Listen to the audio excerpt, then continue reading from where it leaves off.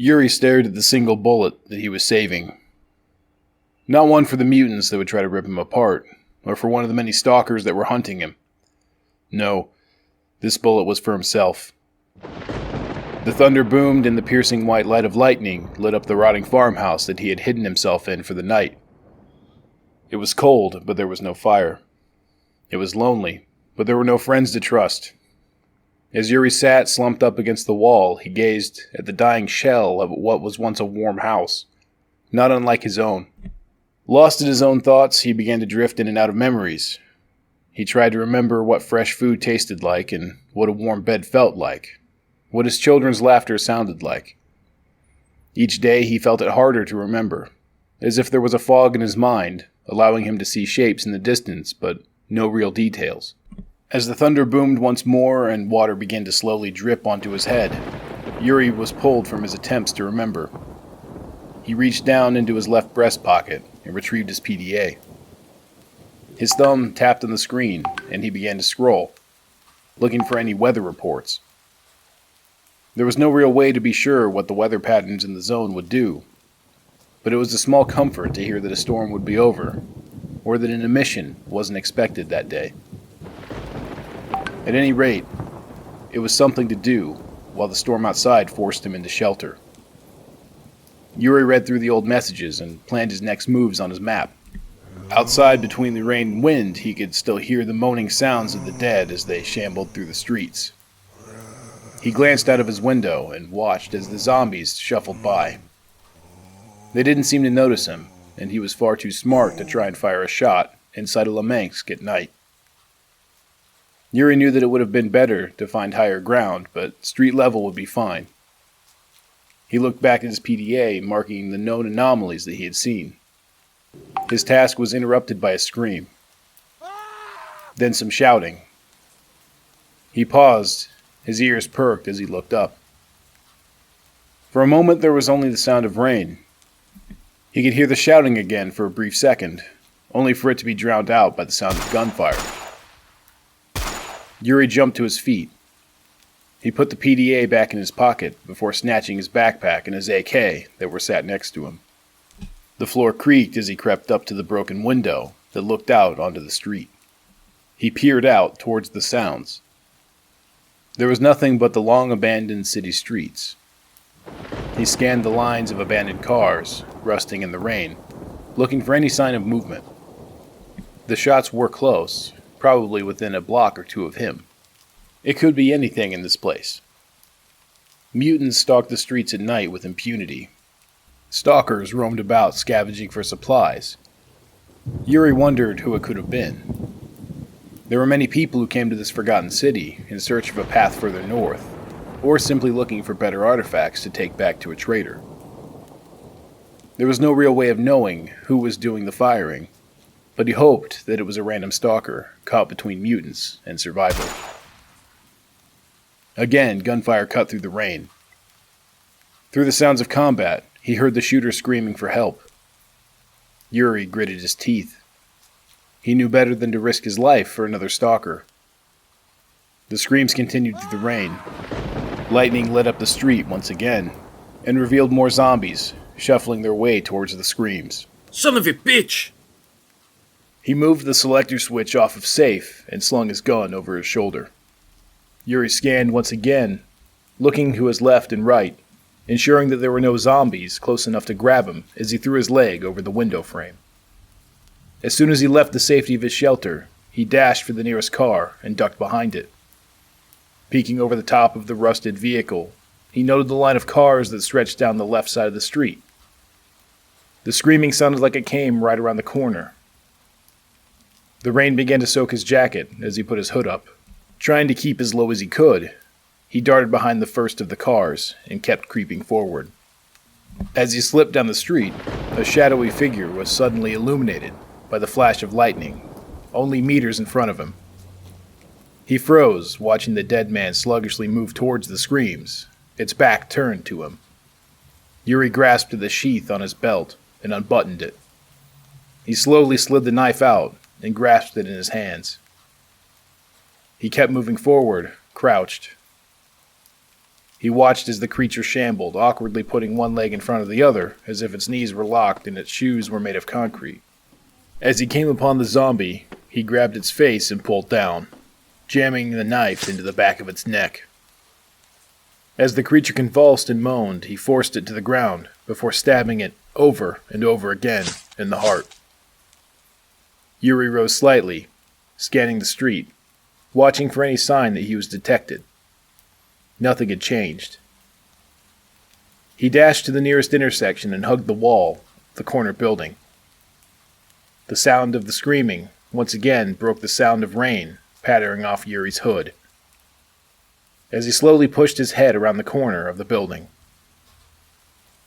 Laying in the center of the side street was a man grasping at his abdomen, screaming for help.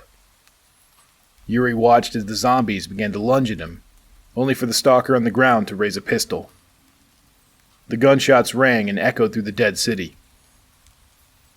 The ground was littered with a half-dozen bodies, all of them zombified stalkers. Through the mist and rain, silhouettes of shadowy figures trudging down the street began to appear. Yuri grabbed at the AK and retrieved it from his shoulder. He took a deep breath. He pied the corner and aimed at the closest zombie to him, and then squeezed the trigger. A short burst of automatic fire from his AK landed in the zombie's face. Bone and viscera splattered as the creature was put down.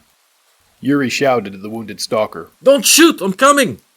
The wounded man groaned in pain as he tried to sit up and look at his savior. "Help me!" Yuri sprinted to the man on the ground. He knelt beside the wounded stalker and began to pat him down. Yuri rustled through his pants pocket and fished out a small flashlight, which illuminated the gash on the wounded man's abdomen. Blood was pouring out, mixing with the rain, and running through the streets like a crimson river. He put his light on the gash, wincing as he saw the protruding flesh and organs bulging out from inside the man. "Hold still, man. Don't try to move." The man screamed as he grabbed and pulled at Yuri, flailing his arms. Carp! Carp! Help me! Yuri forced the man's hands off of his coat and fought not to be pulled down to the ground. With one arm he opened his backpack and retrieved a bandage, and with the other he tried to swat away the man as he clutched at Yuri's coat. The wounded stalker screamed as Yuri touched the protruding organs that bulged from his wound. He put pressure on them, forcing them back inside his abdominal cavity. As Yuri tried to get the man stable enough to move inside, more gunshots rang out from behind him. Yuri dropped to the ground and scrambled to retrieve his rifle that was laying beside him. As the shots continued to ring through the night, Yuri watched as a man covered by a trench coat sprinted down the street into the open. The man passed through a herd of zombies slowly marching towards Yuri, stopping only to bash them in the face with the butt of his rifle when they got too close. As this mysterious new stalker approached Yuri, he raised his rifle and took a step back. "Kryn! What happened? God damn it, I told you to stay with us. What did you do to him?" The words were slightly muffled by the man's respirator covering his face. Yuri glared at the stalker as he kept pressure on the man's wound. Come on, help me move him. Who the fuck are you? They're getting closer, man. Jesus Christ, we're going to die out here. The man in the trench coat lowered his weapon slightly, as if he was unsure. As the lightning struck once more, and the thunder boomed again, the street was illuminated, revealing dozens of zombies slowly creeping towards them from all sides. The man in the trench coat slung his rifle. He dashed to his fallen comrade and bent over. Let's get him up. Come on. The two men lifted the wounded stalker off the asphalt and carried him towards the nearest building. Kieran screamed and clutched his wound as he was carried. After a moment of being moved, Kieran went silent and limp. The comm-block apartment towered overhead as they slowly trudged through the water-filled streets. Barely moving faster than the zombies that were pursuing them, they made their way up the steps and off of the street. Kieran screamed as they approached the rotten door. With a single kick, the door burst open as Yuri walked backwards into the building's lobby, carrying his new wounded friend.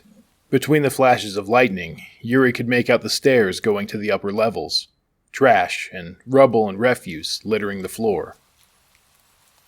The man in the trench coat scanned from side to side, trying to make out any shapes in the engulfing darkness. Left! Left! Go left! The two shuffled left down a hallway and continued moving through the darkness, tripping over rubble and debris. The man in the trench coat suddenly dropped Kieran's legs, leaving Yuri to take the entire weight of the wounded stalker. Through the dark, Yuri could see the man patting the walls down, as if feeling for something. He continued watching, until the man's hand caught a doorknob and turned it. In here! In here! Hurry up! They carried Kieran's body into the room as Yuri shut the door behind them. The man set Kieran on the floor and looked up at Yuri, placing a finger over his mouth. The sound of stomping footsteps began to pass by the door. The sounds of the zombies' moans began to permeate and echo into the room. Yuri froze, knowing that there was no way to fight off so many. He didn't dare move. He didn't dare breathe. His heart skipped a beat as the sound of zombies talking and grunting echoed. The man in the trench coat cradled his comrade on the ground. Yuri watched as the man tried to assess the injuries, shaking his head. The wounded stalker was spread out, laying down on the floor. Blood was pouring from him. Both of the stalker's eyes widened as they saw Kieran's fingers twitch. Yuri crawled down on his hands and knees, over broken glass and rubble, trying not to make a sound. He grasped at Kieran's ankles, holding him down tight. The man in the trench coat covered Kieran's mouth. Kieran's eyes opened, and he began to scream once again. The hand over his mouth muffled the sounds, but Kieran began to kick and flail. Yuri looked up at the man in the trench coat and shook his head. Quiet. As the two tried to hold Kieran down, Yuri's head snapped to the door as he heard the sound of moaning and pounding. He looked back to Kieran, about to beg him to stop screaming, as he saw blood squirting from Kieran's neck. His yells became a gurgle as the man in the trench coat dropped a blood-covered knife on the floor. Yuri slumped back, sitting on the floor, watching as the wounded man's convulsions became weaker and weaker, until finally he lay down, lifeless. The pounding on the door began to slow as well, almost as if it was able to tell that Kieran was dead, and that the creature could continue on its way. The two sat in silence, staring at each other as the noise outside grew more quiet. When the sounds of the dead men and the movement were gone, Yuri stood up. You okay? Fuck no! But that doesn't matter much. Sorry about your friend. Karp reached into his coat and pulled out a box of cigarettes. He plucked one from the pack and pressed it between his lips. He extended his hand to Yuri, offering him one as well. Thanks. What's your name? Friends call me Karp. Karp looked down at the body laying on the floor. He lit his cigarette. As the room filled with a haze of smoke, he squatted down and began to pat down Kieran's corpse. As he pulled anything useful out of Kieran's coat pockets, he looked up at Yuri and muttered, You looking for work?